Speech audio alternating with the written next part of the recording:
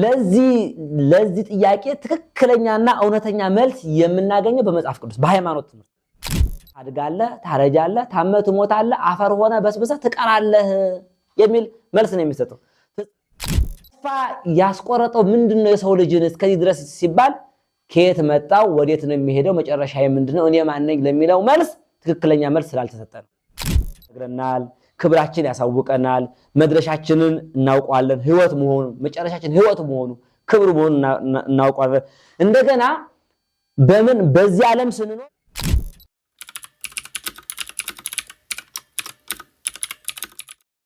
ስለ ሃይማኖት መማር ጥቅሙ ምንድነው? ስለ ሃይማኖት መማር ለምን አስፈለገ? ጥቅሙስ ምንድነው? ሰው ስለ ሃይማኖት ተምሮ ምን የሚያገኘው ነገር አለ? ምን የሚያገኘው ጥቅም አለ? የሚል ጥያቄ ነው። ጥያቄው እንግዲህ በዋናነት ስለ ሃይማኖት መማር ሰው አይምሮ አለው፣ ዕውቀት አለው። በዚህ አይምሮ የሚጠይቃቸው ብዙ ጥያቄዎች አሉ። በሰው አይምሮ የሚመላለሱ መልስ የሚፈልጉ ብዙ ጥያቄዎች አሉ። እነዚህ ጥያቄዎቹ እንግዲህ የሰው ብዙ ነው ጥያቄው፣ ግን በዋናነት በመሰረታዊነት የሰው ትልቅ ጥያቄ ምንድነው? የትኛውም ሰው የሚጠይቀው ማንም አይምሮ ያለው ከመላእክት ጀምሮ የሚጠይቁት ጥያቄ አይምሮ ያለው ሰው የሚጠይቀው ጥያቄ ምንድነው? ካልተመለሰለት ደግሞ እረፍት የሚያሳጣው ጥያቄ መልስ ካላገኘ እረፍት የሚያሳጣው ጥያቄ ምንድነው ሲባል ከየት መጣው መጨረሻዬስ ምንድነው ነው የሰው ጥያቄ። ከየት መጣ መነሻዬ ምንድነው? እኔ ማን ነኝ? መነሻዬ ምንድነው? እንደገና ደግሞ ፍጻሜስ መጨረሻዬስ ምንድነው የሚል ነው። ይሄን ጥያቄ መላእክትም ጠይቀዋል። እማይቴ መጻእነ መኑ ፈጠረና ከየት መጣን ማን ፈጠረን ብለው ተከራክረው ነበር፣ ግራ ተጋብተው ነበር። ይሄን ጥያቄ ጠይቁ ነበርና አይምሮ ስላላቸው ነው። አሁንም ዕውቀት ያለው ሰው እኔ ማን ነኝ ይላል። እኔ ማን ነኝ? መነሻዬ ምንድነው? ጥንቴ ምንድነው? ማንነቴ ምንድነው የሚለው ጥያቄ ያስጨንቃል።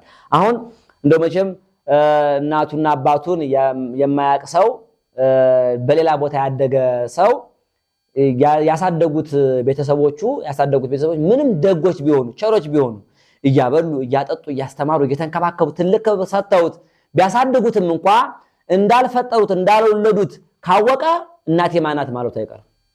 እናቴን አሳዩኝ አባቴን አሳዩኝ ማለቱ አይቀርም። ይሄ ጥያቄ የማንነት ጥያቄ ያለበት ሰው ማለት ነው።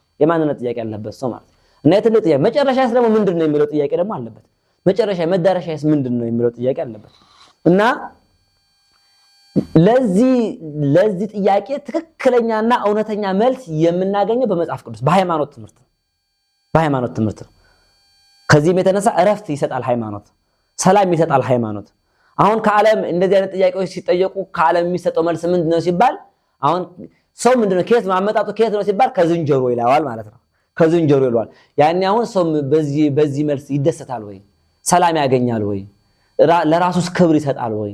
ራሱንስ ያከብራል ወይ ስንል አያከብርም።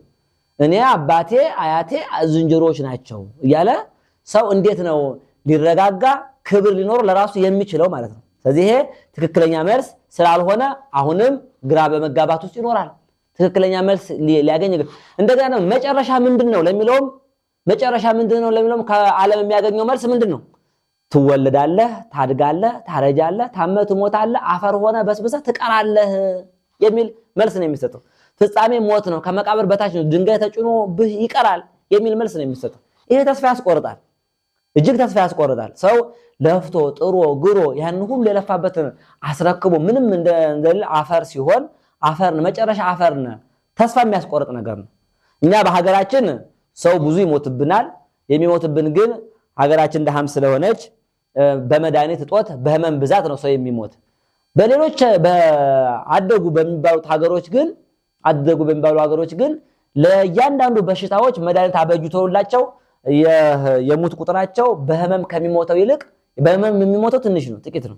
በምን የሚሞተው ነው ብዙ ሲባል ለራሱ ክብር አጥቶ ተስፋ ቆርጦ ምንድነው ህይወት የኔ ማን ነኝ የሚለው መልስ ግራ አጋብቶ ዝንጀሮ እየተባለ ኋላ ደግሞ ሞተ ፈርሰት በስብሰት ትቀራለህ እየተባለ እንስሳ ነህ እየተባለ ይሄንን ሲሰማ ቆይቶ እኔ ማን ነኝ ብሎ ለዚህ መልስ ትክክለኛ መልስ አጥቶ ራሱን ባደንዛዥ እጾች ራሱን የሸወደ የደበቀ ኋላን ተስፋ ቆርጦ ራሱን በማጥፋት የሚሞት ሰው ነው የሚበዛ በአደጉ በሚባሉ ሀገሮች።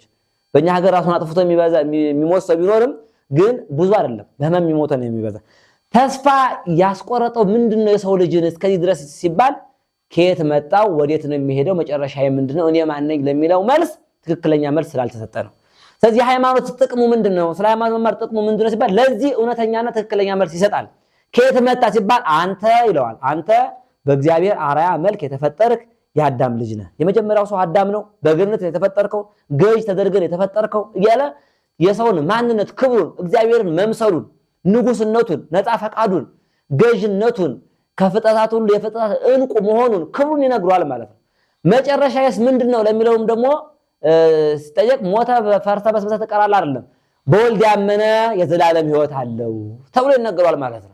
ከገቡ መውጣት ካገኙ ማጣት የሌለባትን ዓለም ሕይወት ገነት መንግስተ ሰማያትን ትወርሳለህ ያመሰገንክ ብርሃን ለብሰ ብርሃን ተጎናጽፈ ትኖራለህ የሚለውን አስደሳች መልስ እውነተኛ መልስ የሚያረጋጋ መልስ የምናገኘው ቤት ነው ማለት ነው።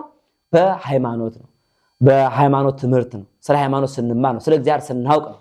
አለበለዚያ ይሄንን ከዓለም ስንሰማው ተስፋ የምናስቆና ስለ ሃይማኖት መማር ጥቅሙ ምንድነው? ማንነታችን ይነግረናል፣ መነሻችን ይነግረናል፣ ክብራችን ያሳውቀናል፣ መድረሻችንን እናውቀዋለን፣ ህይወት መሆኑ መጨረሻችን ህይወት መሆኑ ክብር መሆኑ እናውቀዋለን።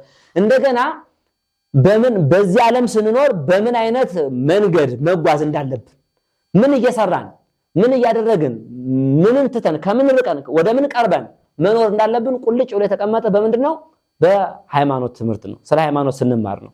ከማንም በላይ ደግሞ ፈጣሪያችንን የምናገኘው በትምህርት ሃይማኖት ነው። ከፈጣሪ ጋር የሚያገናኝ ነው። ከፈጣሪ ጋር የሚያገናኝ ነው መንገድ ነው ብለናል። ወደ እግዚአብሔር የምንቀርብበት መንገድ ነው። ከእግዚአብሔር ጋር የምንገናኝበት መንገድ ነው። ህጉ ለእግሬ መብራት ነው እንደተባለ ህጉን የምንማርበት የምናውቅበት የምንጓዝበት ነው። የማንነት ጥያቄያችን የሚመለስበት ሰላምን የምናገኝበት ሃይማኖት ነው። ለዚህ ነው የምንማረው። ጥቅሙ እንግዲህ ከብዙ በጥቂቱ ለመዘርዘር ነው እንጂ የሃይማኖትን ጥቅም ስለ ሃይማኖት የመማርን ጥቅም በዚህ ባጭር ጊዜ እንደዚሁ ዘርዝሮ መዝለቅ አይቻልም። ከብዙ በጥቂቱ ግን ይሄ ነው።